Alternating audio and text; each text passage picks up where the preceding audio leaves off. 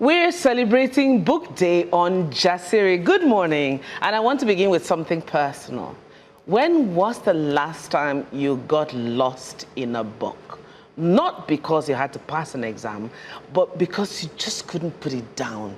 When was the last time a sentence stopped you?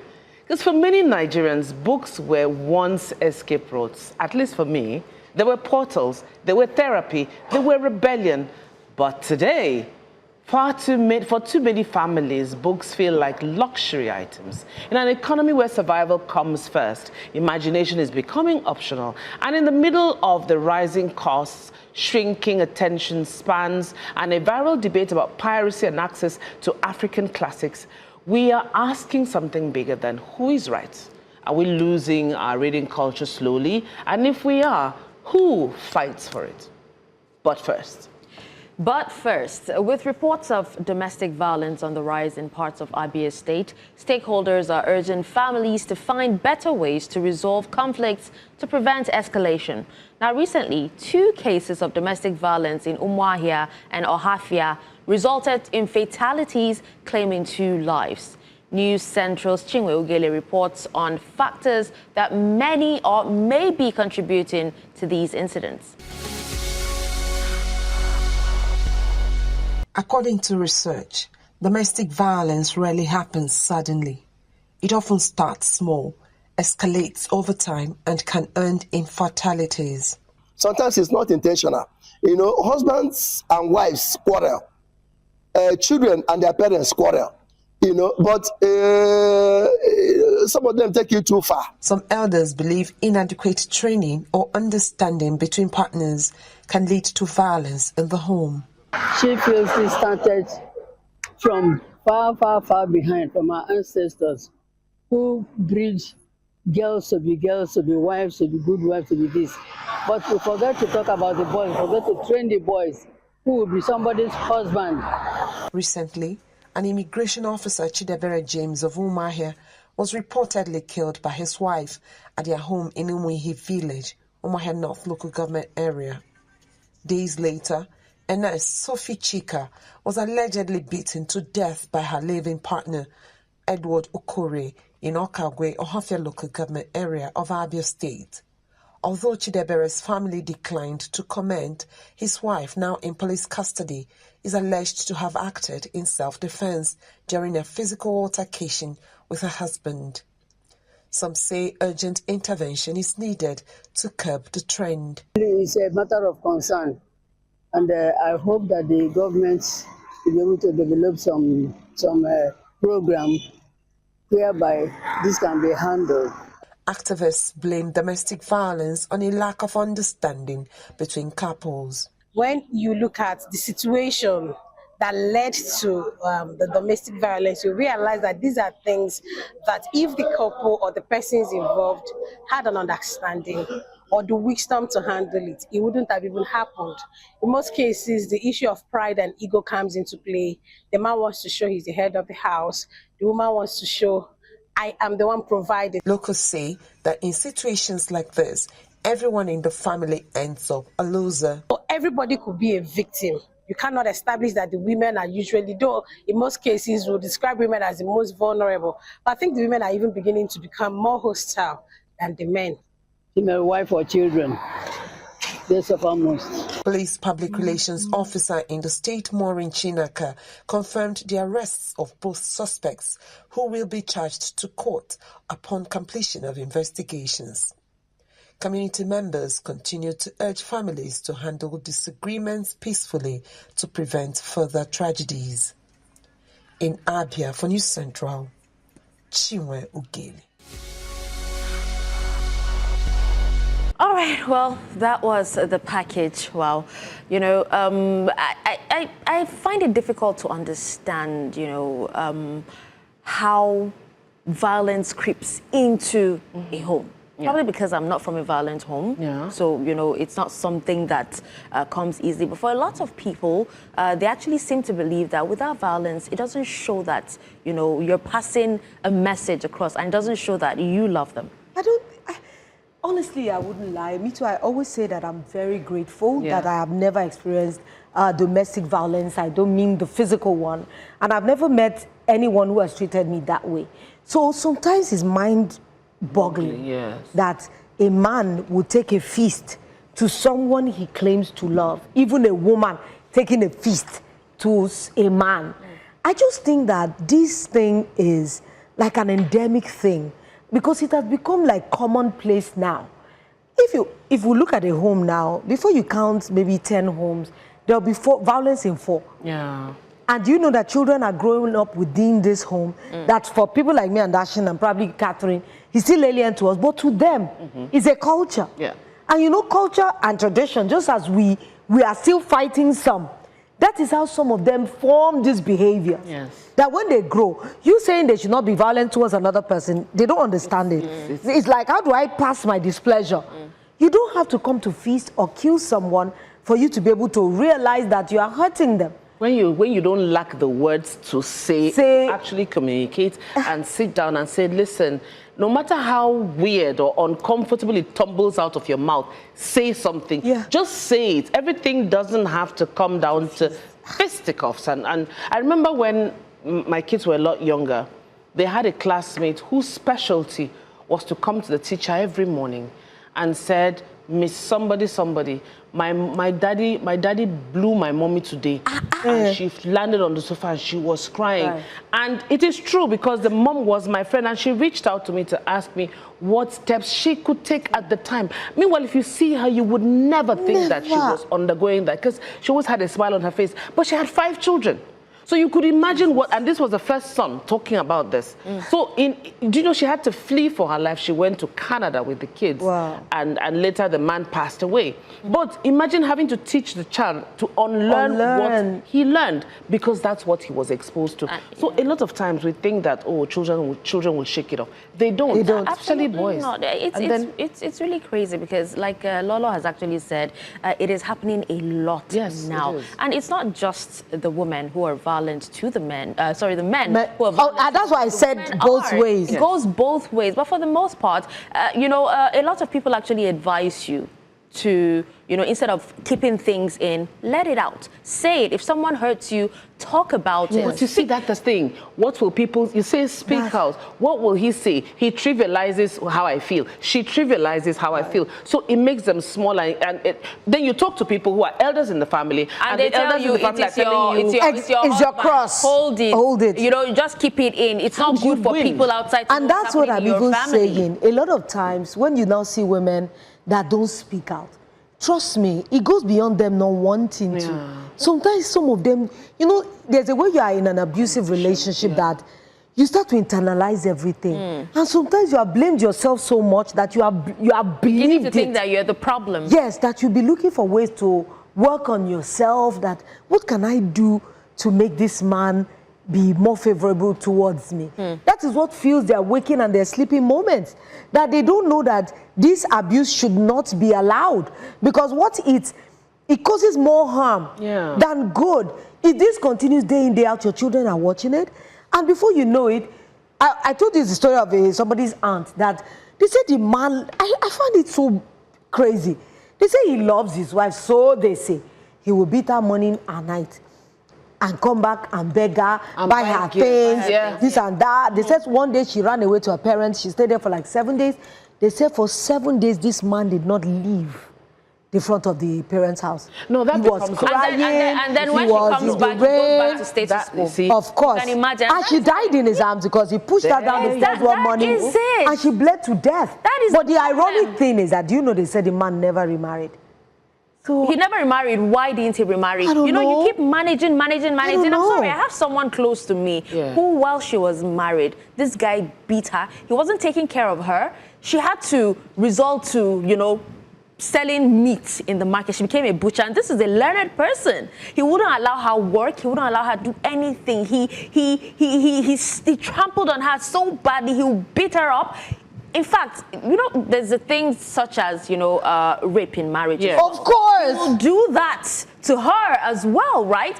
And this lady, it took her strength Yes. to actually live, and she's living her best life. So that kind of woman, if you ask her to remarry, She's not thinking. She's traumatized for life. I think we also need to encourage people to date more. And when you're dating, guys, whether it's talking stage, there's some questions you need to ask yourselves. Both male, both female. There's some questions you guys need to sit down. Stop saying, oh, it gives me butterflies in my tummy. She gives me butterflies in my tummy. After the butterflies settle, then what? Then what? You guys talk about. A marriage broke up recently because they couldn't agree which denomination, which church to go to. Yeah, okay, So yeah. what were you doing exactly? So what were you doing during talking stage and during courtship?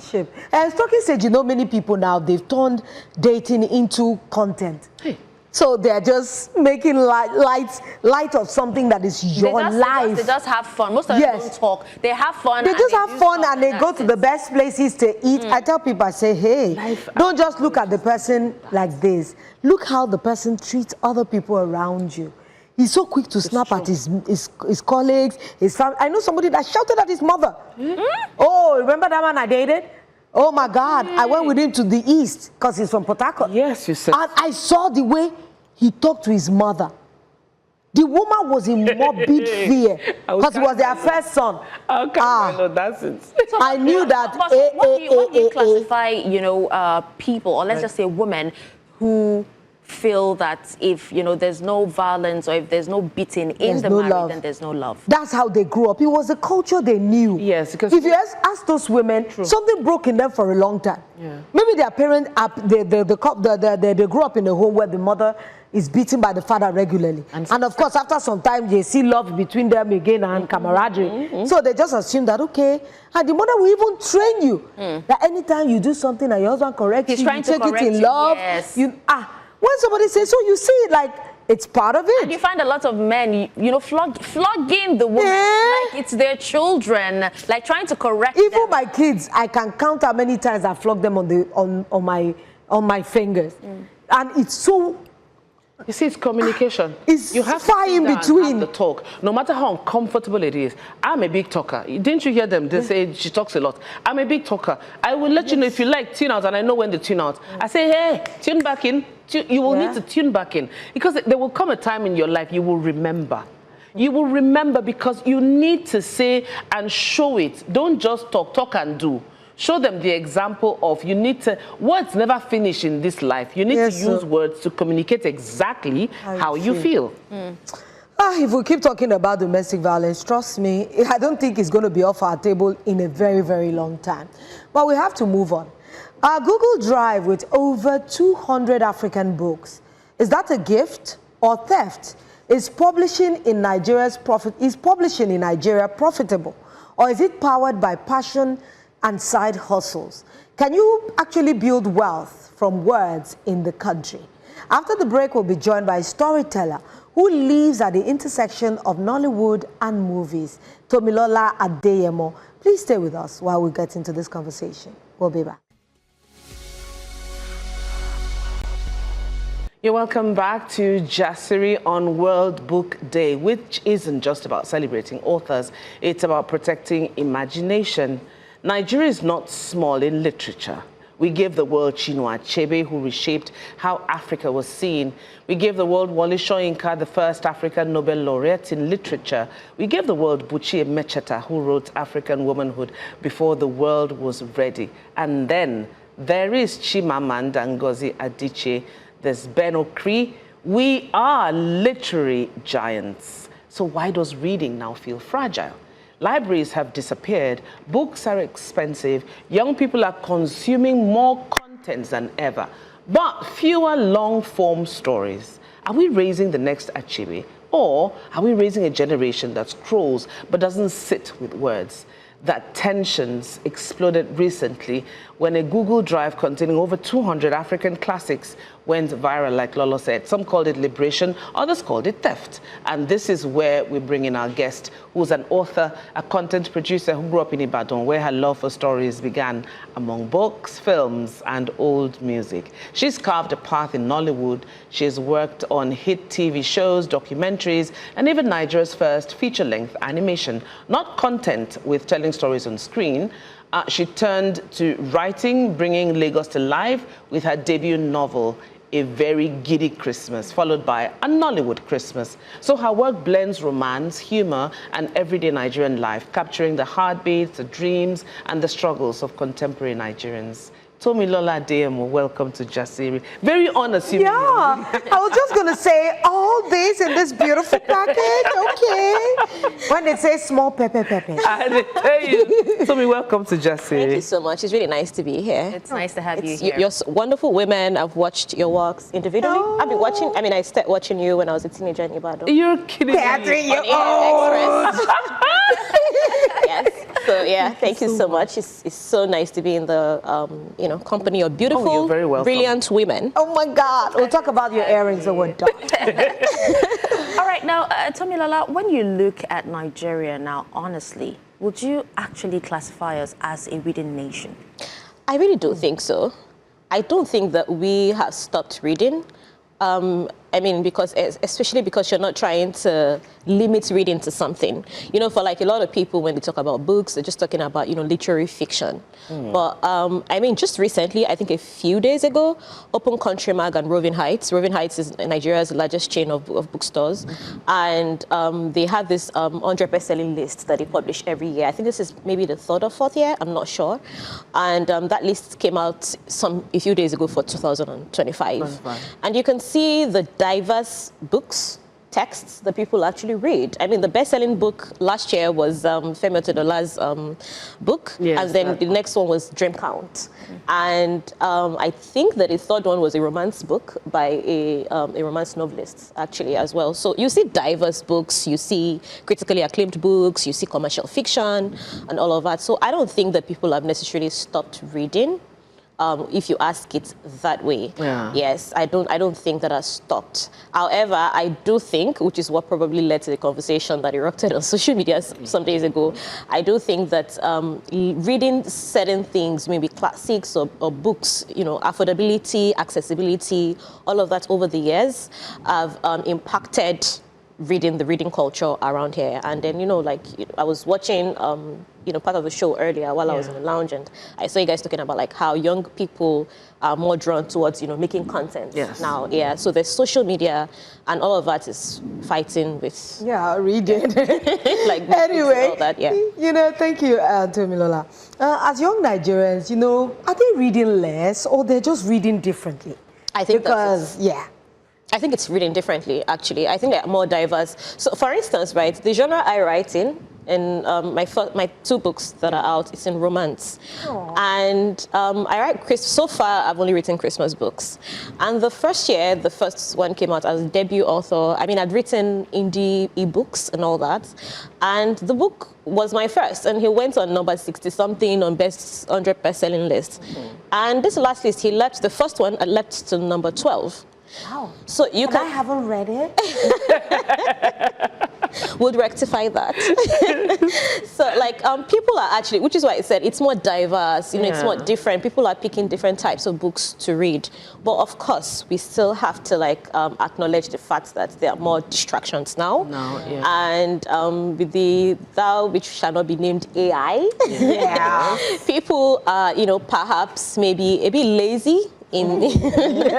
Because now you have people don't use AI as an aid in most cases. They use it as the primary way of doing the work. And then in that case, instead of I'm a millennial, so I grew up in the era where you still had to do the work. So you weren't delegating it. And even at that, we still had the internet. I remember doing my project in 2010 and asking my mom, who had finished, she had finished NC in 1989. And I was asking her I was asking in Yoruba, Mommy, how did you do research? Because I was just online. I Googled, I was doing, I majored in playwriting. So I was online Googling this German author that had been dead long before maybe even my mom was born or something. And I could do it on Google. And I was like, how did my mom... Exactly. So I was asking her then, now look at what has happened over time. That's 16 years ago. People send emails now just using AI. And you can see errors in it. You can see how some of these things just don't make sense. So, I think there are now distractions, perhaps more than it was before, and that's impacting on reading. Okay, so what really does reading culture even mean in the light of everything that's happening, distractions, what does it even mean? Looking at from 2005 to 2006, we established that people are reading differently now. And I was going to ask you when we were talking, what's the percentage? What do people read more now? I miss the smell of books. I like print. It comforts me. I want to sleep with the book, but I'm an old soul. But now people are reading differently. There's long forms, there's ebooks. So where is the highest concentration of reading? In what form is this? I mean, I think that I would have to be in publishing to be able to give you that statistic, like to be, very, very clear and whatever with that. But I do think that people might be reading a bit electronically more than they used to, because books cost a fortune. As I am here like this, my own books, I couldn't buy, I can't vex and say, as I'm coming here today now, I had to buy my own books for the three of you, because it's a lot of money. Books are 13K, 15 on an average. Books cost 15K now. Well, it's a good gift, isn't that? I mean, absolutely. It would be a good gift for. It is. But with everything, the economy is impacting cost of publishing, things like that. Quality. Now before, paperbacks for me. It was like something give you a paperback. You think they really love you, or the hardcover? Oh no, I mean the hardcover. Yeah, the hard. Then the paperbacks, you know that okay, I can just manage. But hardcovers were classics that you just want to keep in your library. Yeah. But now the cost of it's ridiculous. I wrote a book like 2 years ago. I can't even lie. I've not even printed one physical copy like this. Because when they gave me the printing copy, I'm like, okay, how do I sell Now, imagine doing all of that and someone just puts the PDF of your book somewhere. You talked about, people reading more electronically. And before you came in, Catherine was asking us when was the last time we read, and I told her, that I read a lot online, but the last time I opened a book was like 2 weeks ago. And then she was like, No, you said you opened it. God bless you. And you shut it. Yes. My goodness. But she opened it and closed this right back. But I still said it. I still said I opened it. I opened it, Shah. Did you open it 2 weeks ago? But then, the idea is, I told her that I read a lot online. She was like, no, that doesn't count. So I want to know, are we actually confusing content consumption with reading? Because, we scroll constantly. We're always online. We're reading this, the news. Everything is online, right now. But are we deeply engaging in reading? I mean, so honestly, truly, I think that we are. I think it's just maybe plummeted. It's not maybe what he used to be. For instance, even I was like a writer in all areas of my life, by the way. I'm a screenwriter in Nollywood. I'm a writer, fiction, and sometimes I can say, okay, today, now I want to write my next manuscript, my next book. And I'm online, I'm like, let me just see what's happening on Instagram. Jesus. And then I just keep scrolling. And, I really like the term doom scrolling, because it's true. You're just doomed to just keep going. And the way the algorithm is also this doing everything to keep you there. It's doing everything to keep you there. And every other platform is trying, because on Twitter initially, or X as they call it these days, initially you could just watch a video and get out. Now the moment one is finishing like this, it's just another one is, and then it's just going up. Before you know, you can spend an hour, you can spend hours. I think you can change that with the settings. Absolutely. I love that. Yes, you can. This is why I like conversations like this. I didn't realize that. Can you do it on Instagram as well? Yeah, you can. And everywhere, Instagram, YouTube, everywhere. For my Instagram, I'd have to scroll before I see the next one. It doesn't automatically scroll. Wow. So I think it has to do with the settings. But there's still something that pushes your you can keep going. Social media is designed to keep you there. Talking about settings, actually, when you want to post a story on your Insta story, for instance, on Instagram, and you step out, say maybe you're like, oh, I've posted this thing, let me go do something else. In some cases, if you don't reset that setting, it insists for you to be there for that story to finish uploading. So it asks you, like, do you want to? So everything is designed to keep you in there. So yes, I mean, I don't know if that directly answers your question, but I think content consumption in that way is a direct way. Well, I also want to ask, because I've heard a lot of people say reading on electronically and reading a book is not the same thing, even if it's the same content. Is that true? I think it's the same thing. No, but I prefer books. It's not exactly. I could never ask. I prefer books. So I think it's a personal decision and choice. Yeah, because I personally do both, but I prefer paperbacks. I prefer to read art covers, paperbacks, and all of that. That's what I prefer. So a lot of people, especially like, you know, like of certain generations, prefer that.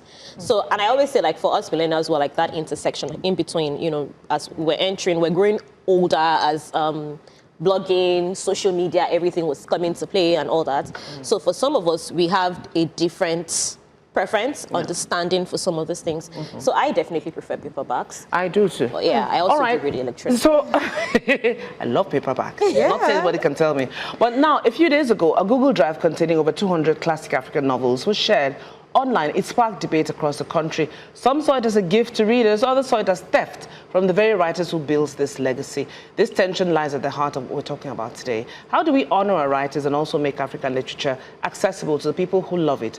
This is a part of the conversation we'll get into after the break. Stay with us. Now, a few days ago, a Google Drive containing over 200 classic African books was shared online. Some called it a gift to readers, others called it theft. But beneath the outrage is a deeper truth. Books in Nigeria are expensive. Printing costs are high, distribution is difficult, the naira is strained. So this is not a simple villain and hero story. It's complicated. Our guest today is Tomilola Koko, author, screenwriter, and content producer. Tomilola, I can only, imagine the discussion about this situation, in your writers' groups. Now, when you first heard about the Google Drive with over 200, African novels and all that, what ran through your mind? I was like, oh my God, here we go again. What's funny was, it was Molara Wood, who is a renowned, writer, journalist, who had called, everyone's attention to it, like, initially. So I think someone had shared. I mean, I never saw the post or the tweet or whatever. And, she talked about it like, oh, this is wrong and all that. So I had gone to quote her like, oh, the last time I and another author I talked about something like this, we were called elitists and privileged.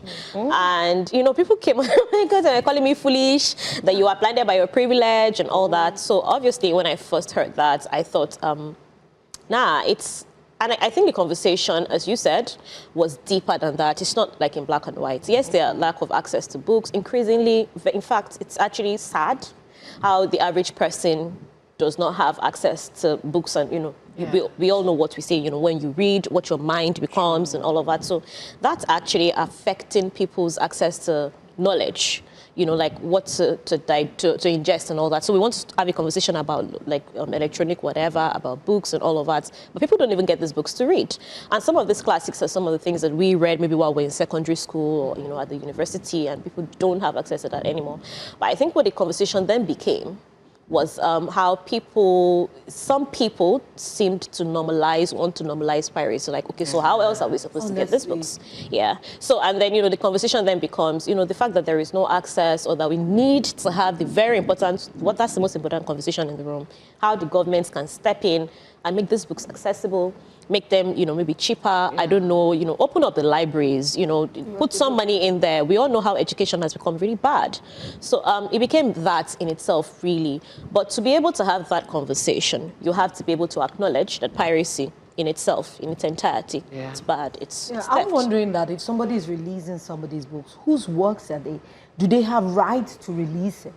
Because there is no other name to call it but piracy. Yeah. Because if it is not their works, that means you have put somebody's work in public domain where they ought not to be. Yeah. So, with all this era of knowledge, are these sites not traceable, to be able to have a culprit?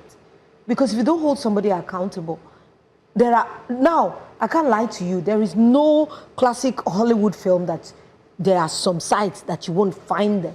And if this is happening to books now, it's as if we're taking profitability away from those that put their heads to these works. Yeah, I mean, there were conversations about that because that fight really got nasty and messy at some point. Yeah, I can imagine. Because people started saying stuff like, as an author, if you stepped out and said, oh, I don't want my book to get pirated, people would just come and start, saying really nasty things, really mean, disrespectful things to you. And authors don't make a lot of money from the sales of books. in the general context. Now, there's some outliers, obviously. You know, like in every culture, there are people who, you know, they put stuff out and boom, and you know, gold, like, there's like a lot of money and all that. But like, that's not necessarily the reality of the average writer, right? So, and things are getting, you know, with the economy, things are getting worse because even if they gave you $10K 10 years ago, that's not the same thing as collecting $10K now. No. So like everywhere in the world, you know, the economic hardships we're dealing with quite a lot, you know. And so as an author, it then begs the question, so when I do all of this, and this is my primary source of income, so what then happens to me, you know? Because it takes me to my next question. Honestly, it's just moving on what the foundation you've just laid. Books are expensive, what do we do? And then, so you ask yourself the question, how do you balance empathy for readers, and then, of course, respect for the writer's work? I mean, so I know that this probably sounds like everything is the government's fault, but like maybe, perhaps, the government has to step in. I did see a tweet, I think it was from maybe one of my either contemporaries, some of my, you know, ogas in the business, talking about the state of public libraries across the country, right? So we've made reading luxury. It's ridiculous. So when it gets to a point where people feel like they have to go out of their way to do this, of course, like, we're all humans. Someone was trying to balance this and equating it to like food and all that. Like, when people get so hungry, they're like, oh, I have a right to go and steal somewhere. It's still a crime, right? But like, on the other hand, like, you look at it and you're like, man, this hunger has gotten to the point where this person feels the need to go carry something that is not theirs. So I think, like, yes, there has to be conversations, but those things also have to be backed up with actions, right? So yes, it's not good to do this. You have to have empathy and all of that, but you have to back it up. And then, like, with authors, of course, there's a conversation about, oh, your advance royalty payments. What is that going to look like? Oh, yes. Because, you know, like, in that sense, if you see the, like, some of the average whatever, I mean, I'm signed to a publisher who tries their best. Absolutely. They'll pay your royalty on time, you know, they'll pay you what you're due and all of that. But at the end of the day, it's still like in the book part, you get your advance royalty. If somebody gives you 10 million naira as advance royalty, which I can assure you that that's not what people are getting. But if somebody gives you 10 million, it means that it's like music. Now it does mean you have to sell books that are over 10 million before you start making money from those books. So like, and then there's also like the printing cost that comes in. Is a publisher then going to publish books that are going to make 10 million naira in that period for you to be able to start making your money back? And then everywhere in the West, we hear authors there complain as well. So this is not a situation peculiar to Nigeria. But in the Nigerian space, it does seem like, yes, we need some, like, let the government step in, make books accessible, and also like sensitize people, let people understand that, you know, this is a thing that is wrong, you don't do this, and humanize, you know, like the whole thing. While I was growing up, there were like more libraries. I remember we used to actually go to libraries. Yes. Now, they rather go to lounges. So I'm asking, you see, so it's a travesty, really, and it's a battle. Imagine for some being in that creative space, you always have to be in a place where you're creative. So what makes you then put out work? What makes you write? What makes you, when you know that there's no money inside? And your landlady is asking you for rent and service charge and all of that. It's actually like, it's not a good time for creatives. It's not. And a lot of people say that because we're in the creative industry, people just think because you're the ones that write the colors. I love movies. I love when I see work. We were sharing just before you came how I'm Yoruba, but I've always had the affinity for the Igbo culture. I thought you were Igbo for the longest time. Do you know that? A lot of people. And then London also. I would. Madam Flora Nwapa was one of the people that gave me the impetus to step into the culture. When I read Efuru, it just felt as if I was thrown back in I would put a cloth over myself and imagine a Kede as I'm going to the market. You know, the power of good writing. Drew me in. The power of good but it seems that in this generation now, do you think that Nigerians really understand what copyright means? You know, because we have been talking about it in films, piracy, we just perhaps they don't talk it. But do they know the cost? I don't think what it does to authors or filmmakers. So. How can we make them understand? Because when somebody writes, they do not know that it's a fruit of your mind. That means it's an intangible. It is whatever price you put on it. That is I can't tell you what the cost of your book would be. It's your work from your brain. Yeah. Unlike somebody that designed this call. How can we make Nigerians know that this thing they're doing is hurting the writers, the authors of books? You don't seem to have respect for that. Maybe if you guys come out in tattered clothes and say, I cannot eat. So do they even understand what it means in the first place? So I don't actually think we could, like, there's going to be a world where piracy or, infringing on copyrights would not exist. In my utopia, that would not be a thing, but I don't think it's actually going to be, because as you were talking, I'm in Nollywood as well, and right now, Nollywood's primary platform for distributing is YouTube. And people will still go on that same YouTube to your own channel, carry your film from that YouTube and put it on their own channel on that same YouTube with your poster, like with the audacity to put your poster on it. On that same YouTube. So like it's for a lot of people, which is why for me when people start to say sometimes it's about affordability, I don't think so. I think some people are just thieves. Yes. And like they just, I don't know, maybe enjoy doing it. I don't know. So perhaps yes, there should be penalties. But even the platforms themselves, they should be able to block it. Yeah, I mean, of course, YouTube tries. YouTube does try. It just it might take but a some while, people but they still do try. circumvent the systems. Yeah. I agree when you say some people are thieves, because we see that happening in music a lot. Yeah. Exactly. Especially with the invention of AI. Yeah. Exactly. So now let's go back to the Google Drive folder, that was said to contain a vast collection of African literature, specifically from Heineman's series. So that brings back memories. All right. No, but we've stated the fact that many classic African books are out of print and almost impossible to find. So who should be responsible for making some of these books accessible? So the world of publishing, as I'm coming to realize, it's actually like Yoruba people call it Oja Okunkun. So it's, I don't know how to Oja Okunkun is just like in English. Everybody comes in there blindly. Yes, yeah. You just don't know what's going on there. Because, you think you have a hang on of it, and then maybe perhaps you do not. So there's a, I don't want to say it's like a disconnect, but there's perhaps like a gap, with, when you publish and then you print and all of that. And publishing is not, as with every industry where, there's paperwork, there's contractual obligations and all that, stuff in fine print, it's not straightforward. For instance, right now, I'm a published author, and the rights to my books, if I got like an international publisher today, my Nigerian publisher is going to be on ground, because the contracts that I have signed puts them in that. Someone sent me an email yesterday night, for instance, wanting to publish ebooks of my book, because they're not available in ebook format yet.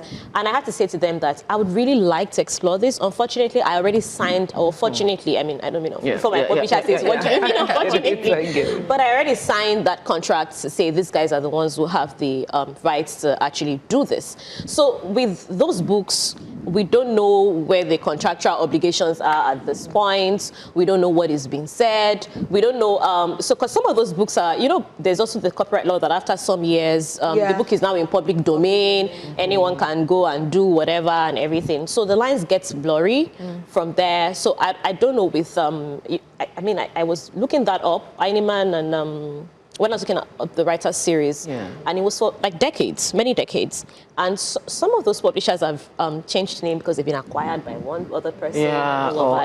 True. So like there's a lot of, it's not that straightforward. And some writers are not published in Africa. They're published in America.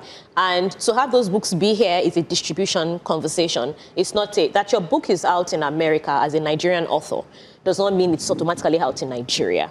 So I think we need to first understand that it's not necessarily in black and white. It's not that straightforward. So perhaps that's what is affecting the availability of some of those books here. But in a case where you have people like the classics, where you have like the Shoinkas, the Wapas, the Achebes, I was trying to remember, sorry. And you have those people who are like, those are icons, those ones are no longer, So there has to be a way to make those books, accessible in public domain and all that. And then it all then goes back to the structure we have here, the state of education. Still talking about this. Kathy, just before we go on a break, just quickly, add to it. No, I think we should just quickly go on a break because I would like to ask but I wanted to use, Dash, you interrupted my thought. I wanted to use like, sorry. you know, I wanted to use like, we're no longer at ease and things will fall apart if we don't go on a break. So let's go.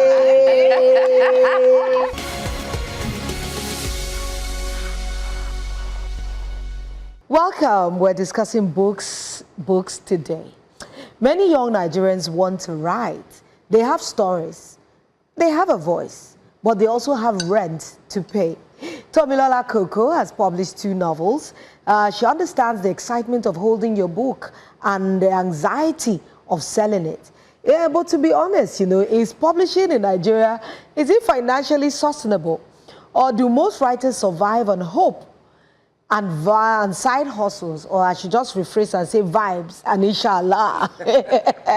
Tomilola, we have some questions before we went on that break. Maybe Catherine wants to ask us before I ask. Yeah, I know. I was going to ask, so who's responsible? Who's failing here? Is it the markets? Is it the government? Is it the publishers? And then as a writer, how do you feel when a lot of people want your story? They want to read your story. They want to read African stories, authentic African stories, but they can't get their hands on them. I mean, that's always like something I think almost, because I watched a Chimamanda interview where she was talking about how she was always so happy every time it was that a copy of her book was published at home. You know, she has a Nigerian publisher, which is sort of like what I was talking about earlier, you know, like, you know, the contracts and everything and all that. So I don't know about like the failure of the system? Or, yeah, like the failure of, because when we spoke about the challenges, that it's a stretch. Your works are not recognized. You're fighting piracy. We are fighting. So who is the contributory? Who's that contributory link? What is the base of this? Who's failing? I know we've spoke about government being the umbrella. Yeah, I hate to sound like this woman just came to complain about the government today. Yeah, no, but it's the government. Because, so here it is. I mean, when you say government, it might make it sound distant, like something that is not human, you know. But the truth is, it's affects our daily lives and how we are able to just work.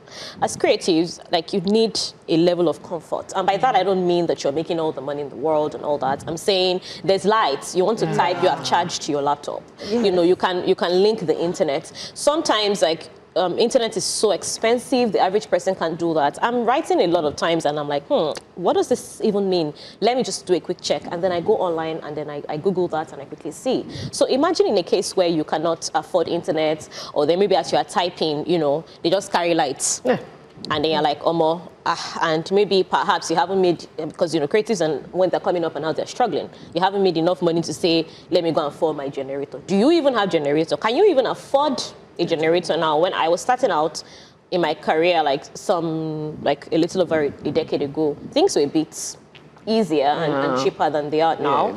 And like, I remember moving into like my current apartment and all the things that I could afford at the time with 130,000 naira. I can't afford one of those things with that amount now.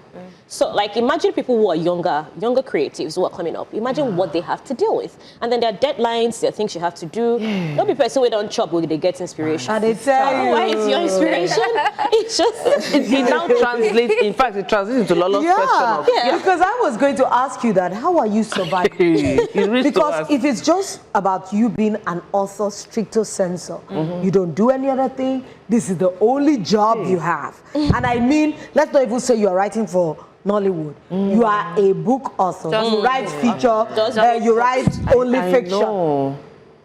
How are you going to survive? I ran away from this part of the business for a long time because of that. So, because immediately I left uni, I was like, nope, I'm not trying to do. Me and my friends at the time would call it these Iroko bamboo writers, you know. So we're like, no, we're not trying to be that. I wanted to make money. I wanted to be paid for my stuff, and at the time it looked bleak. So I just went to Nollywood, where, you know, you would write a script and they'll pay you for it. And at the time, you know, like Africa Magic Mnet had like a very good structure. I think that still exists, where you could grow, you could see your career growing. So you could come in as an entry-level writer, you could become a staff writer at some point, and they would, you know, they would pay you decently, and it was good. You could start life with that. So like, that's why I ran away from here. But over time, you know, like by the time I came back here and all of that, you know, things seemed pretty okay. As I said, I'm also blessed to be with a publisher who tries to be as fair as they can be. So I mean, as long as your books are doing some decent numbers. Definitely. But the way it currently is, this climate that we are in, I can assure you, I don't think anyone can primarily do just writing books for a living. I don't think that's So how about those that sell in buses? How to be a billionaire? Are they authors? So, now you've talked about challenges. You've talked about who's responsible. Now let's talk solutions before we wrap up. What do you think it will take to make book culture aspirational again?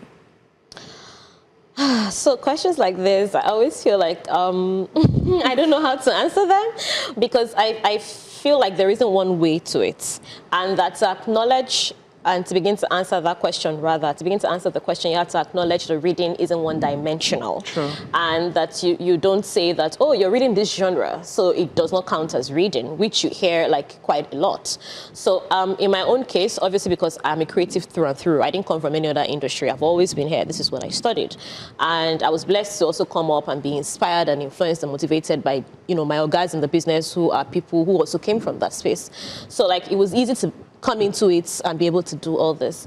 And eventually, even with that, my mentor would still say to me, you had to learn and read the classics and the greats and every critically acclaimed thing that exists before you then go and become a romance writer. Let it be that I chose to start writing romance, but I already know the rules that apply and I'm already good at this. So like, I think we first have to acknowledge that reading isn't one-dimensional and it's not one thing, and that you read some other things does not make you less of a reader. Yeah. Some of the things that I've read that are like stories that moved me the most were flash fiction from the New Yorker, where I would go there and, at that time, I don't know, Nigerian cards were working. I don't know if they're back to working, they stopped working. And I'll quickly read through somebody's whatever, and I'm like, oh, that's amazing. And then I would go away from there. So once we move past that, I think then we can then come about, accessibility to books. I think that the reading culture is lost in schools. It starts from childhood. All of us here will probably be able to relate to reading storybooks from. Yes. So, and maybe some of those books were not necessarily Ralia, Sugar Girl. Yeah, The Drummer Boy, Cyprian Quincy's books. Yeah. So we were able to, so we have to get back to that, and that's currently a problem. You can't see that. My mom is a principal in a government secondary school in Ibadan, and I tell you, they struggle, through most of these things. I agree with especially with all the distractions. There's a distraction. Some of this, I heard some of the things that some of the kids in schools, there's a serious level of violence. Kids are in cults. Yeah. Oh yes. Oh yes. They wait for it. They have issues from home. They come to school. They leave. They beat each other. Like I hear horror stories. So like it's really terrible. You have to fix that before you now start talking about. That's a conversation for another day. But for today, Tomilola Adeyemo, thank you so much. Thank you for having me. being such a graceful guest and being such a well of knowledge that we could share from today. And that's our conversation for today. But the conversation was about stories, access, and the people who give us both, the writers and the readers. It wasn't just about piracy today. It wasn't just about publishing also. It was about value. What do we value enough to protect? Because books are not just paper. They are memory, they are identity, they are resistance. On this World Book Day, may we not just consume stories, may we protect the people who write them. And to everyone watching, buy a book, buy her book, borrow one, gift one, read one. Whatever you do, Sha, don't let the culture disappear. See you tomorrow at 10 a.m. West African time. Tommy.